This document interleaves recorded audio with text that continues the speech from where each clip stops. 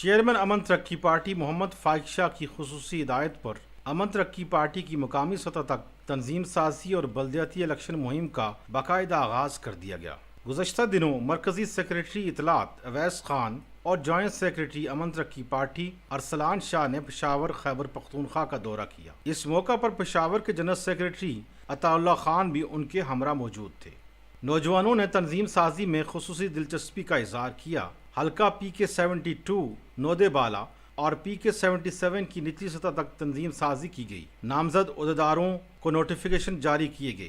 اس موقع پر مرکزی عہدیداران نے تفصیلی بریفنگ دی اور نوجوانوں سے کہا کہ وہ پاکستان اور اسلام کی خاطر بے لوث جدوجہد کریں، ملک سے سیاسی اور شعوری پسماندگی کا خاتمہ کر کے دینی اور قومی اقدار کو فروغ دیں۔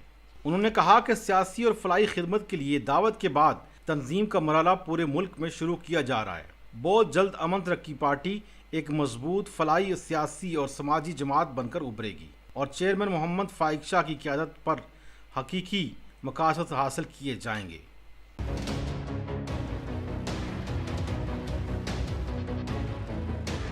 Join us.